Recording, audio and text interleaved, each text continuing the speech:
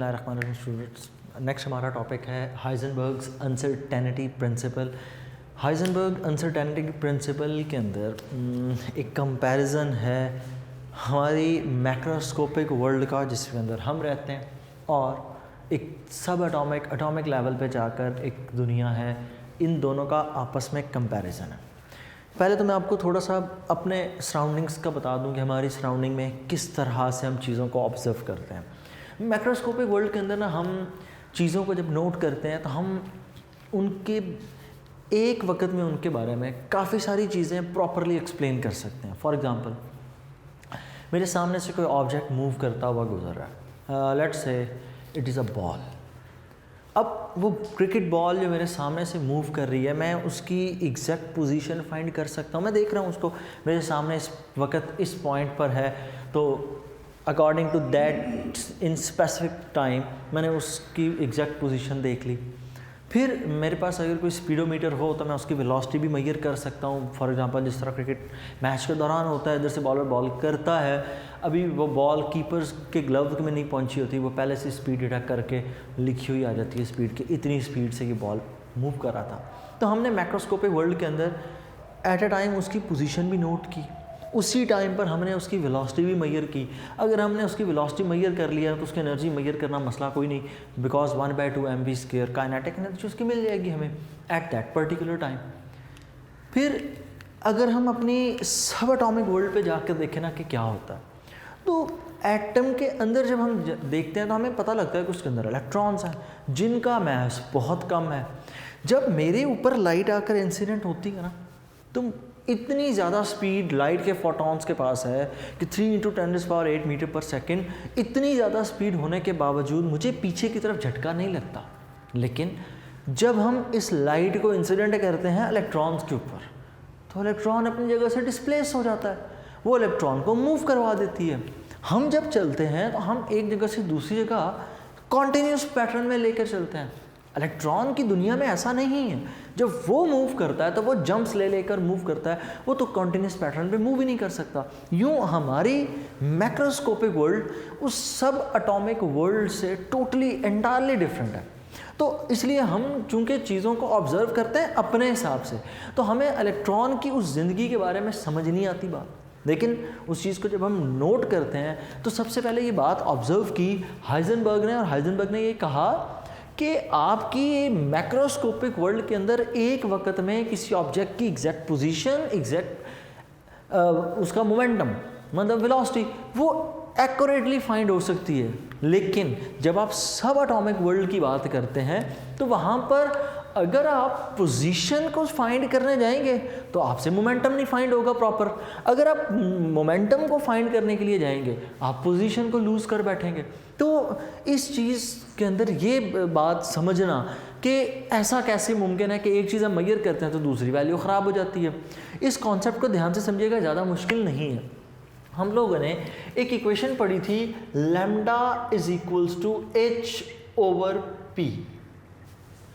अब यहाँ पर आप रिलेशन देखिएगा कि लैम्डा का रिलेशन क्या है मोमेंटम के साथ। लैम्डा का रिलेशन बनता है मोमेंटम के साथ, lambda is inversely proportional to momentum. ये बड़े इंपॉर्टेंट और बहुत समझने वाली बात है, सारे के सारे टॉपिक का थीम ही है ये। दूसरी तरफ अब हाइजेनबर्ग ने इस चीज़ को किस तरह एक्सप्लेन किया। हाइजेनबर्ग ने कहा कि आप पोजीशन और दूसरी चीज़ है मोमेंटम, इन दोनों को साइमल्टेनियसली इकट्ठा एक साथ एग्जैक्ट फाइंड नहीं कर सकते। कि अगर आप पोजीशन को फाइंड करने के लिए बेहतरी ला रहे होंगे, पोजीशन जितनी बेहतर होती चली जाएगी, मोमेंटम की सूरत हाल उतनी बुरी होती चली जाएगी। उसकी वजह, फॉर एग्जांपल, मैं उस एटम के अंदर इलेक्ट्रॉन्स को ऑब्जर्व करने के लिए मैं ऊपर से इंसिडेंट कर रहा हूँ स्मॉलर वेवलेंथ्स। मैं इंसिडेंट कर रहा हूँ when we use smaller wavelength. जब हम स्मॉलर वेवलेंथ यूज करेंगे तो इस बात का मतलब क्या है? स्मॉलर वेवलेंथ यूज करने का मतलब क्या आपने वेवलेंथ छोटी कर दी है, और जितनी वेवलेंथ छोटी होती जाएगी पोजीशन उतनी प्रोमिनेंट होती रहेगी। उसकी वजह अभी हमने लास्ट टॉपिक में यही बात तो सीखी कि जितनी वेवलेंथ छोटी होती है ऑब्जेक्ट की रेजोल्यूशन आपके लिए उतनी ज़्यादा होती है। तो असल में पोजीशन मतलब मूवमेंट, इसका यूनिट है मीटर, वेवलेंथ इसका यूनिट भी मीटर। तो ये दोनों आपस में एक दूसरे के साथ कॉरेस्पॉन्ड करते हैं डायरेक्ट, कि वेवलेंथ और पोजीशन का जो आपस में रिलेशन बनता है वो दोनों आपस में डायरेक्टली रिलेट करते हैं। और मैं पोजीशन को डेल्टा एक्स से लिख रहा हूँ। इसका मतलब वेवलेंथ बढ़ेगी तो पोजीशन खराब होती जाएगी, बढ़ रही है। वेवलेंथ जितनी छोटी करते जाएंगे पोजीशन भी उतनी क्या होना शुरू हो जाएगी, कम होती जाएगी। तो जब आप स्मॉलर वेवलेंथ यूज़ करते हैं तो जो पोजीशन के अंदर चेंज है वो भी कम आता है। मतलब स्मॉलर वैल्यू के ऊपर पोजीशन में चेंज कम आने का मतलब आपके लिए पोजीशन क्या हो जाएगी, पोजीशन विल बी एक्यूरेट। जबकि दूसरी तरफ जब हम यूज़ करते हैं स्मॉलर वेवलेंथ से मोमेंटम फाइंड करने की कोशिश करते हैं तो वेवलेंथ और मोमेंटम का रिलेशन क्या है, इनवर्स। जब वेवलेंथ कम होगी मोमेंटम ऑटोमेटिकली क्या हो जाएगा, ज़्यादा हो जाएगा। मतलब मोमेंटम के अंदर जो अनसर्टेनिटी होगी वो पहले से ज़्यादा हो जाएगी। एक चीज़ कम हुई, दूसरी तरफ मोमेंटम के अंदर क्या आ जाएगी, मोमेंटम अनसर्टेन हो जाएगा। इस केस के अंदर मोमेंटम विल बी अनसर्टेन। एक चीज आपने सही मेजर की, दूसरी चीज में गलती हो गई। अब इस चीज को हम कुछ यूं लिख सकते हैं, मोमेंटम को इधर जाकर वेवलेंथ से मल्टीप्लाई करें तो p into lambda is equals to h। अब p किस तरह से कॉरेस्पॉन्ड करता है, p का मतलब है मोमेंटम और लैम्डा का मतलब यहां पर अब मैं वेवलेंथ नहीं लिखूंगा, मैं लैम्डा का मतलब यहां पर कंसिडर कर रहा हूं lambda is in fact position is equals to h।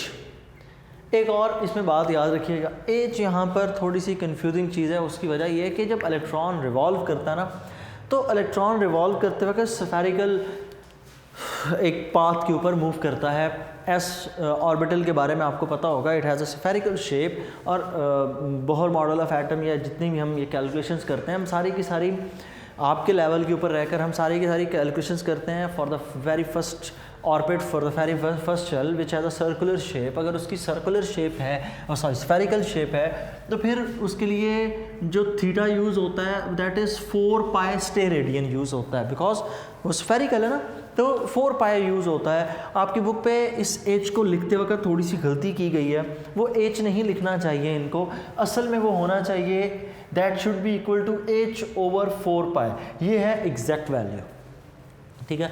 वो नए वर्जन के अंदर उन्होंने उसको फिर चेंज करने की कोशिश किया, still there is a bit a little mistake. वो 2 पाई उन्होंने इंट्रोड्यूस किया, दैट इज़ 4 पाई, बिकॉज वो सर्कुलर नहीं है, स्फेरिकल शेप यूज़ होती है। बहरहाल मोमेंटम के अंदर और पोजीशन के अंदर जो चेंज है, अब यहाँ पर हम जब इसको इक्वेशन फॉर्म में लिखते हैं तो मोमेंटम के लिए लिखते हैं डेल्टा p, पोजीशन के लिए लिखते हैं डेल्टा x। मोमेंटम के लिए डेल्टा p, पोजीशन के लिए delta x is equal to, in fact it is equal to h over 4 pi. ये है प्रॉपर इक्वेशन। और इस चीज़ को पढ़ते वक्त भी ध्यान रखना है, that is not the change in momentum, it is in fact uncertainty in the momentum into uncertainty of the position is equal to h over 4 pi. आपकी बुक के ऊपर इस इक्वेशन को गलत लिखा गया है और इसको लिखा गया है h। नेक्स्ट चीज़ इसके अंदर एक बात और वो ये है कि जब आप स्मॉलर वेवलेंथ को यूज़ कर रहे थे तब जो रिज़ल्ट हमने बनाए थे पोजीशन एक्यूरेट थी, जबकि मोमेंटम एक्यूरेट नहीं था। तो इस चीज़ को मैं यूँ लिख लेता हूँ कि स्मॉलर वेवलेंथ के अंदर जो मोमेंटम की अनसर्टेनिटी होगी वो ज़्यादा होगी और जो पोजीशन की अनसर्टेनिटी होगी वो कम होगी। तो मैंने ये इसको सिंबॉलिकली याद करने का तरीका आपके लिए बनाया है कि स्मॉलर वेवलेंथ के ऊपर मोमेंटम की अनसर्टेनिटी ज़्यादा होती है, पोजीशन की अनसर्टेनिटी कम होती है। What if we use longer wavelength? At longer wavelength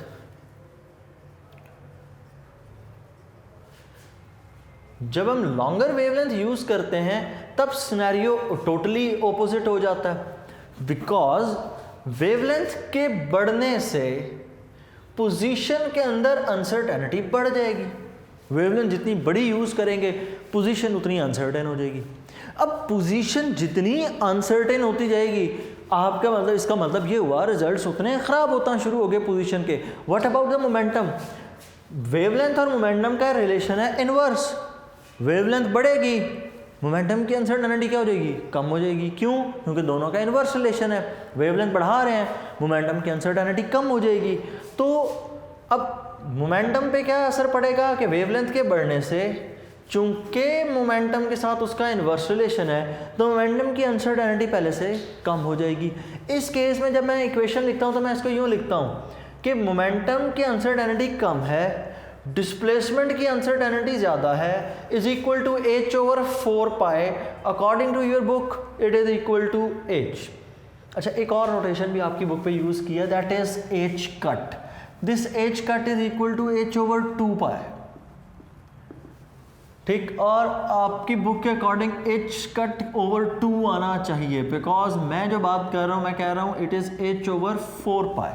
तो उस हिसाब से आपकी बुक पे लिखा जाना चाहिए था h कट ओवर 2 पाई। इसकी वैल्यू होती है 1.05 इंटू 10⁻⁻34 जूल सेकेंड। अब यहाँ पर आकर एक रूल हम बनाते हैं, और वो रूल ये है, हर वो क्वांटिटी जिसका यूनिट या जिसकी डायमेंशन जूल सेकेंड है, इनको आप साइमल्टेनियसली मेजर नहीं कर सकते। First one is momentum and the position. Momentum का unit kilogram metre per second, position unit metre, दोनों को मल्टीप्लाई कर दें, it is kilogram metre square per second. मैं एक सेकेंड से मल्टीप्लाई, एक सेकेंड से डिवाइड कर दूं तो किलोग्राम मीटर स्क्वायर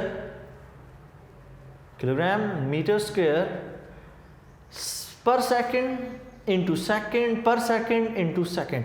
मैंने एक सेकेंड +1 से मल्टीप्लाई किया, एक सेकेंड -1 से मल्टीप्लाई, कैंसिल आउट हो रहे हैं, मैं नहीं करूँगा, बिकॉज किलोग्राम मीटर स्क्वायर, इसको मैं दोनों को मिलाकर बना रहा हूँ -2 इंटू सेकेंड। ये kilogram metre square per second square, it is equal two joule second. तो यूँ मोमेंटम और पोजीशन दोनों के लिए हमने यूज़ कर लिया है जूल सेकेंड। नेक्स्ट चीज़ इसके अंदर और कौन सी क्वांटिटी हो सकती है? एक और क्वांटिटी भी इसी तरह की है, that is energy and time. Energy और टाइम, इन दोनों में भी अनसर्टेनिटी एग्जिस्ट करती है। सब एटॉमिक लेवल की बात हो रही है, मैक्रोस्कोपिक वर्ल्ड में ऐसा नहीं होता।